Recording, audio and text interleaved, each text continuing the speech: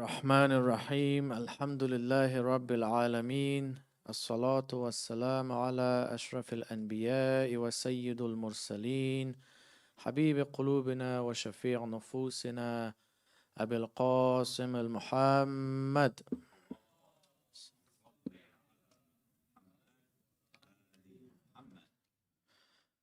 وعلى أهل بيته الطيبين الطاهرين المعصومين المظلومين وبعد ولعنة دائما على أعدائهم أجمعين إلى يوم القيامة. السلام على الحسين وعلى علي بن الحسين وعلى أولاد الحسين وعلى أصحاب الحسين. Dear brothers and sisters, Assalamu alaikum wa rahmatullahi wa barakatuh. Allah the Almighty in the Quran says, كل نفس ذائقة الموت. Every soul shall taste death. And this comes for our topic tonight, dead but not done. It is referring to the fact that a lot of us, we might think death is the end because of the lack of knowledge and information we might have for the next life, or even taqwa or trust or faith. While we know that after death, life itself actually begins. Death is the end of this life, but it's the beginning of the real life. While on the day of judgment, we will be asked, how long was your life? And those who lived long time, 2000 years back in the day, or us when we're like 100, if we get lucky, or 80, average 80. No matter who you are, every single person will actually say that our life wasn't more than 1 or 2 days. They'll look at each other, how quick it has gone. Even right now, all of us has grown up. Those who have grown up to an age of 30, 40, 50 or plus, if you actually think about your life, it's not feeling as if you've lived a long life itself.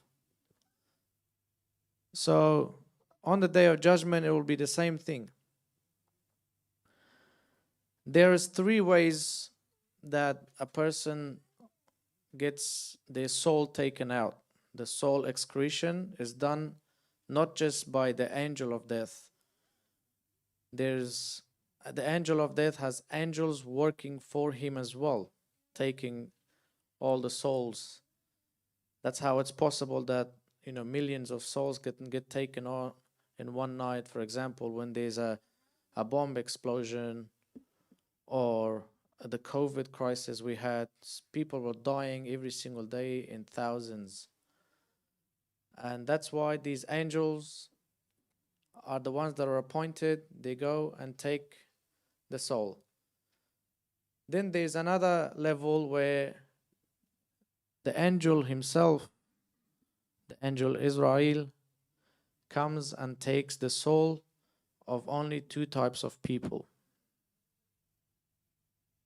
Excuse me, sorry.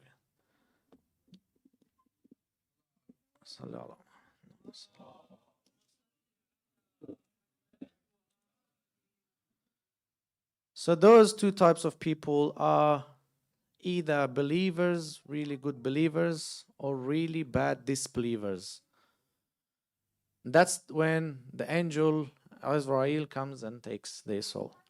And then there's another, that the soul of them only Allah comes and takes. He himself excretes their soul. And these are very, very, very special people, which are the martyrs and the shuhada. Specifically speaking, the martyrs of Karbala. Although there are other ones outside of that event as well, which only Allah takes their soul. And even we know that the last soul to ever be taken is Israel himself. So after taking everyone's souls, even Jibrail's soul, all the other archangels, everyone's, then Allah instructs him and orders him, now it's your turn, you're the last one left. So he also has to take his own soul as well.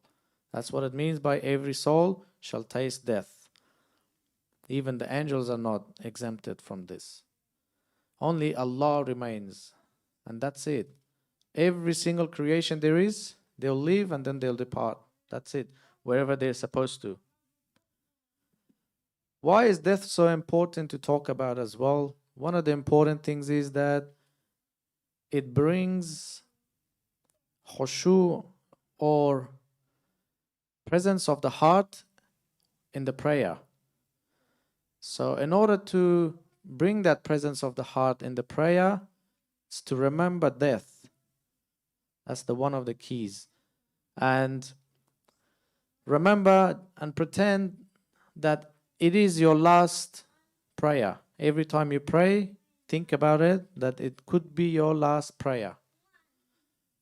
And this will enable you to bring that presence of the heart while you are praying, which will increase your reward and increase your focus, and everything else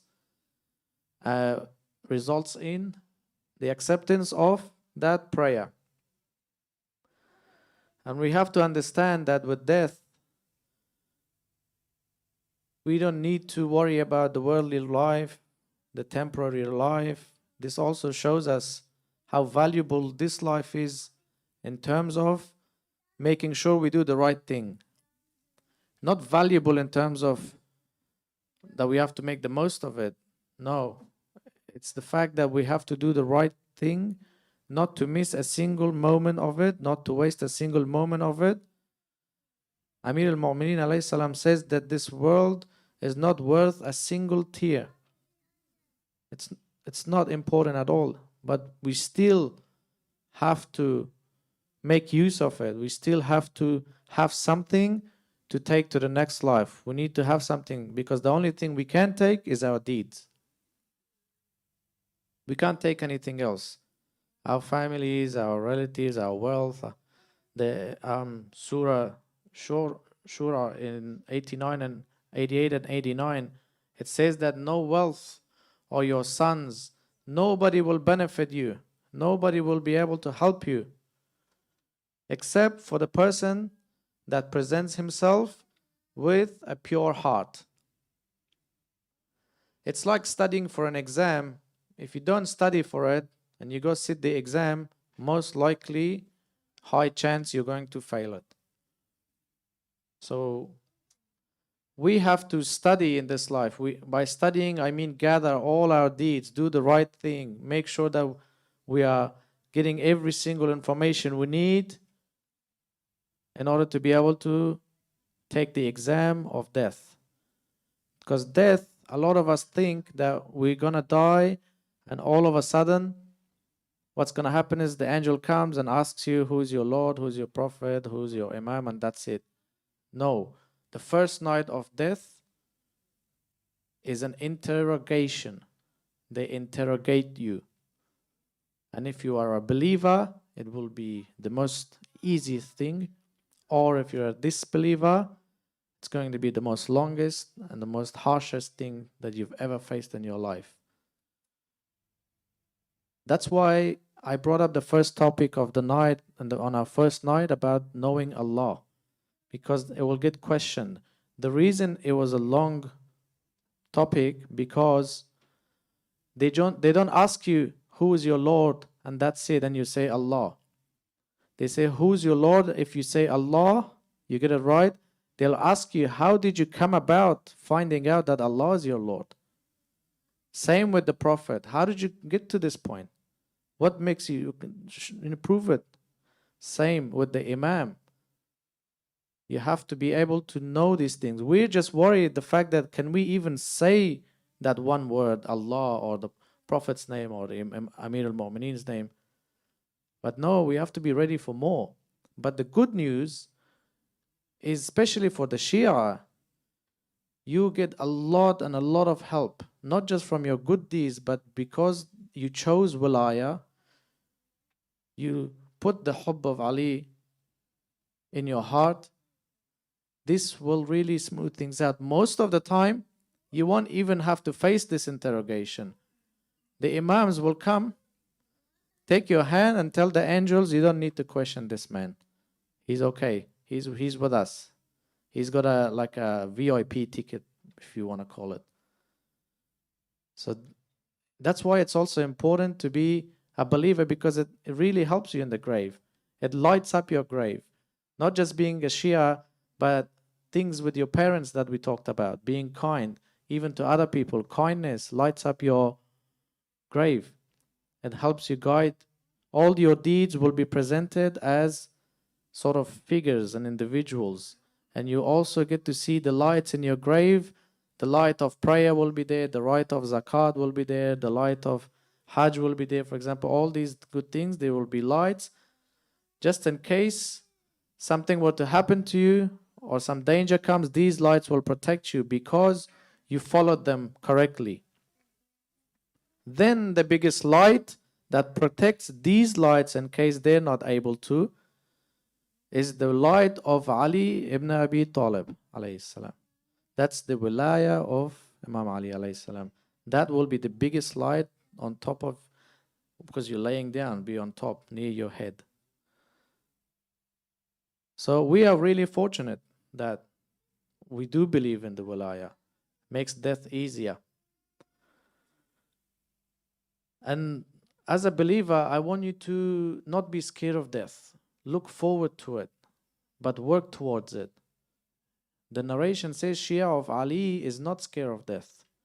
Like the companions and the family in Karbala of Imam al-Hussein alayhi salam, including him, they were not scared of death. In fact, they were rejoicing because some of the companions in that army before they left Imam al-Hussein, they were fearful. Their faces were pale, but then they were looking at the other companions of the same army. They were the ones that stayed. They said when we looked at them, they weren't worried at all. They were happy, rejoicing, talking to each other, playing, having a good chat. Nothing to worry about death at all. Because death is just a passage. Imam al-Hussein says it's just a bridge. Death is a bridge. And he said, I heard from my father, Imam Ali, who heard from the Prophet sallallahu alaihi wasallam, that this world for the believer is like a prison, and for the disbeliever it's like a paradise. And life towards death, and death is like a bridge pretty much, that for the believer it's very easy to cross, for the disbeliever not that easy to cross. And when they do cross it, it will lead one to paradise and the other one to the hell. There was a story of when people brought 2 camels, she camels, to the Prophet as a gift. And the Prophet, he said, whoever is able to do 2 rak'ah of prayer without thinking about the worldly life, not a single second, I will give them one of these she camels. One camel was bigger in size, while the other one had more sort of meat on it. It was more fatter, like you would say. So he said it once. Who's going to do it? Imam Ali put his hand up. But the Prophet, he knows that Imam Ali is eventually going to be the one doing it. But still, he wants to give everyone a chance to see who else is going to be steadfast in faith. This is more of a test for everyone else. Second time, Imam Ali puts his hand as well. Third time, Imam Ali puts his hand up as well. So he said, Ya Ali, okay, get up. Let's do that. Yeah, Imam Ali said, I can do the 2 rakats without thinking about the worldly life. So he said, okay, go. He starts praying, and he prays, and he finishes his prayer. Jibreel comes down, and he says, Allah sends his peace and blessings to you, O Prophet, and he says to gift one of the she camels to Imam Ali alayhi salam. The Prophet said, but I know that in the second rak'ah, he was thinking about it. He was thinking about one of the camels. Jibreel said, oh no, O Prophet of God. He wasn't thinking about the camel. He was thinking about which one he's gonna get so that he can give it to charity in the way of Allah subhanahu wa ta'ala.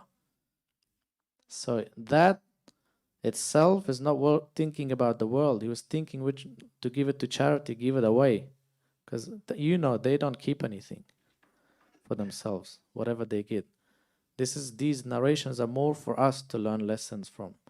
So he had such presence of heart that he didn't think of a single thing that was in the world. It was all for the akhirah. And so he congratulates him and gives him both of the camels afterwards. This is our Imam. And then there's another narration about death. Like we mentioned the other night, how the Ahl al-Bayt will actually come when you die. Amir al-Mu'minin himself actually has said that I will definitely be there, whether you're a believer or not, I'm going to come. But we know that the Ahl al-Bayt will come. There's also narrations where the rest of the Ma'sumin also come. But if you guys have realized when somebody is towards the end of their life pretty much, or just about to, like, the soul is leaving and he's dying or dead already, some people might have noticed their eyes are a little bit teary, bit of moisture, a bit of teary eyes there. And this narration is telling us that the reason that happens is because of the happiness that a person feels due to seeing Rasulullah sallallahu alaihi wa alihi, Amir al-Mu'mineen alayhi salam, the Ahl al-Bayt, and everyone else. And that feeling of happiness and joy that they get is so immense, because when you die, your body circulation, everything stops. You don't have control over your muscles or nothing, even your tears. But that will still automatically come out. That's how immense there is. That's the only little bit that we can see. What's happening behind the cover, behind the veil, only God knows how happy that person could be. And this is why we need to look forward to death. We need to welcome it. It's just a little barrier that all that's gonna happen literally is our soul get taken away. The people that have died, they're actually feeling sorry for us in this life. They said, we wish we came sooner. Because this life, it's the most lowest of the levels that Allah has given to His creation, earth. After this, there is much more higher things, higher places. Like we're going to be in Barzakh. We're still going to be like this. That's a little transition between Yawm al-Qiyamah and this life, Barzakh. And people, we still have same bodies, all these things. But the only difference is that body will be a little bit weaker. The best way I can explain it to you is when you're sleeping and you're having a dream, the way you imagine your body and how you are interacting in the dream, that's how it is. Because we are going to Barzakh. We are going to Barzakh at the end of the day every single night. Death is coming to us. It's closer than our shadow and spends more time with us than our shadow. Because at night, there's no shadow. It's gone. Death is still there. The death comes, visits us every night, and they got a whole list of names of everyone. And he goes, visits, and stays there until the time is up. And he sees if your name has disappeared from the list, that means it's your time. And he will take your soul. But if your name remains, it means they will move on to the next one. You will say it for that day. Death for the companions of Karbala was the most sweetest thing for them. They were really looking forward to it because their eyes lifted off, the veil of their eyes lifted off a few layers, because we have a few layers in our eyes, not literally. It's like a metaphorical layer that whenever these layers get lifted off, we get to see other things that we cannot see normally. So the narration says the veil of the eyes got lifted off and they were able to see their places in paradise. That made them look forward to death even more than they already did. And on the night, that eve of Ashura, when the Imam al-Hussein alayhi salam, when he was giving the list of the people because the names were there for the shuhada. Our beloved Qasim ibn al-Hassan, he came and he asked Imam al-Hussein, he said, is my name also on your list? He was 13 years old. And of course, it was. Imam al-Hussein knew this one. But he said, before I give you this answer, I have a question for you. How do you see death? And young Qasim replied saying, I see death sweeter than honey. That's what he said. He said, if I were to be martyred tomorrow, it would be the greatest thing for me. It would be the best news for me. 13-year-old boy is saying this. So Imam al-Hussein just cries and gives him a hug. And as we know, the next day on Ashura, Qasim went to ask permission to go. And we usually hear that Imam al-Hussein doesn't allow him to go. But we don't know the reason why. The reason isn't because he doesn't want him to go. Martyrdom is the best thing. He knows eventually everybody has to go. But he doesn't allow him due to that love and that, he doesn't want to lose him so early. He wants him to stay. But he knows eventually.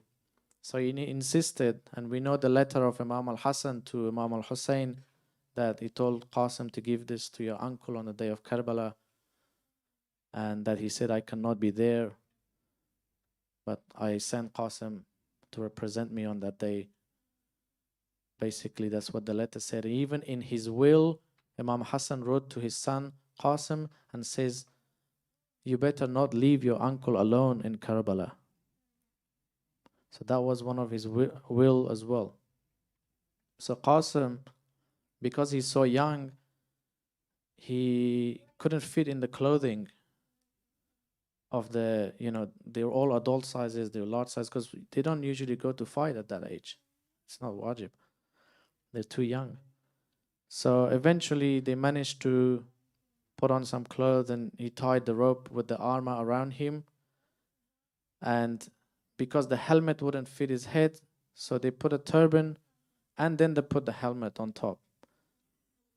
And he couldn't wear the battle shoes, so he had to wear normal sandals that he had. So off he went afterwards, after seeking permission.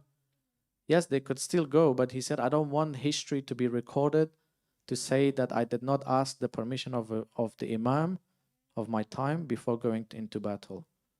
That's how respectful and aware they were. So Qasim, he goes into the battlefield, and then he fights. First of all, he introduces himself. Nobody knows him. He introduces himself as son of Hassan, Qasim ibn al-Hassan. And he starts the battle and he fights really bravely. Qasim, 13-year-old, kills 35 men from the army of Yazid. Eventually, one of the narrations states that his sandal gets untied and he goes down to tie it up because he says, I don't want to be fighting barefoot. As he goes down, this is an opportunity for one of the people on the enemy side to come and hit him. And he's defenseless. So they come behind him and strike his head with the sword, which then disables Qasim, and he falls on the ground. And they go surround him after that, and somebody is going close to him to behead him. As they're getting close, he's calling his uncle, oh uncle, come, I'm in a lot of pain. Oh uncle. Imam al-Hussein rushes and gets to him quickly, and the person that was going to behead him, Imam Hussein strikes him and his arm gets cut off, and as a result, the army on the other side, they're rushing to get out. They actually trample their own the guy that's going to behead Qasim, he gets trampled, and as a result, he dies. And Qasim is, how someone is in so much pain, they're moving their legs constantly, like he was moving his legs constantly in the sand. And Imam al-Hussein alayhi salam holds him and he says that you called your uncle to help you, but your uncle responded and he's here, but he cannot do anything. So all he could do was comfort and hold Qasim. And he held Qasim on his chest. He lifted him up, took him as his legs were still dragging on the sand, and placed him next to Ali al-Akbar.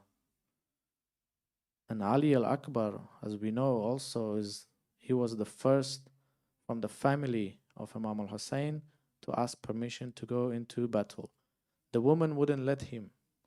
They said, "Oh, Ali al-Akbar, we are strangers here. We cannot see ourselves losing our family members and all this." And Ali Akbar did not listen. He still went, asked permission. It was really hard for Imam al-Hussein alayhi salam. Ali Akbar was the one that resembled the Prophet the most.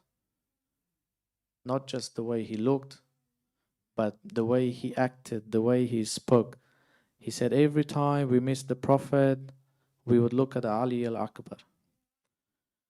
Ali al-Akbar's martyrdom is a really, really difficult one. Because of his name, Ali, Imam al-Hussein even said that even if I had more sons, I will still name every single one of them Ali. They still had that pain from Fatimiyya. I won't even say Khadir, I'll say Fatimiyya. Because of what happened then. Imam Ali got killed 1,000 times until he was martyred. Same with Imam al-Hussein. They wanted to do the same to his son. One of them said, "I want to see Hussein Safa. I want to see him watch his son and die right in front of his son." Not literally die, but you can imagine those who have children. 27-year-old Ali al-Akbar. He goes into the battlefield, gets ready, goes and fights the enemy after introducing himself. At first, it looks looking like someone's coming as if it's the Prophet, because some of these people they knew already, and they had a massive, massive grudge against Imam Ali alayhi salam, because most of them, Imam Ali had killed their family members in Battle of Badr during the Prophet's time. So this is why they really had this grudge as well.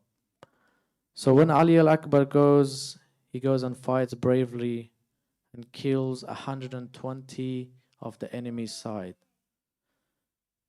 He gets exhausted, thirsty, and he goes back to the tents and he tells his father, "Oh father, is there anything that I can drink? I'm really, really thirsty. I'm exhausted."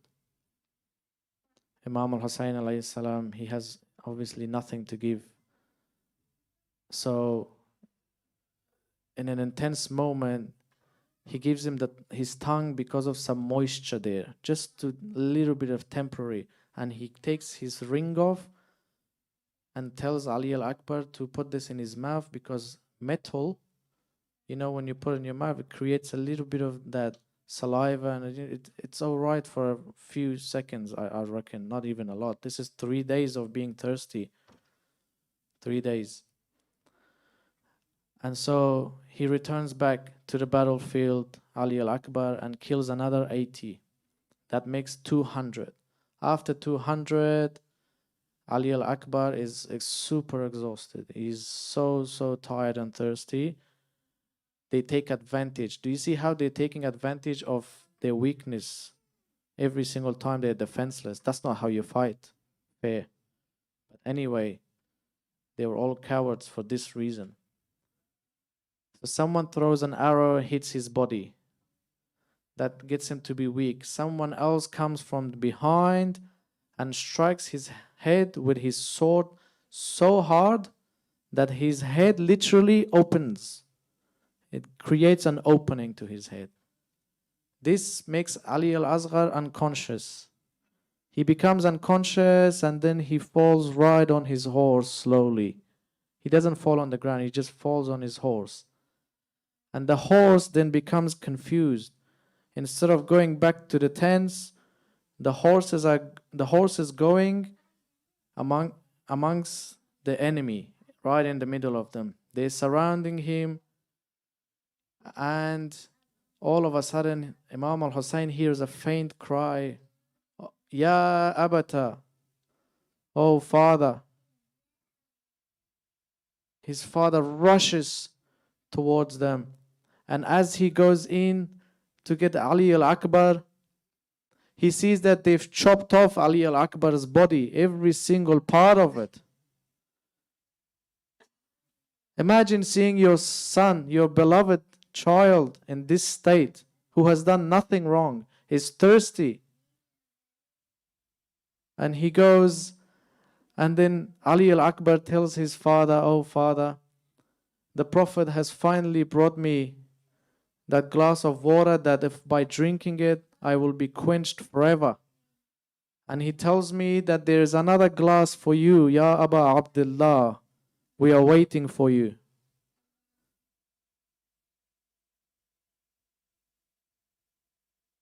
Ya Hussein, what did you go through on the day of Karbala? All Imam al-Hussein could do was gather all the pieces of his body and carry it and go take it back to the tents, where afterwards he then lays Qasim next to him. They chopped him up into pieces. Why? We can just kill him, that's it. You don't need to do it so brutally. Everyone wanted a piece of him. And they took their revenge on him, on a 27-year-old boy. Inna lillahi wa inna ilayhi raji'un. Assalamu ala al-Hussein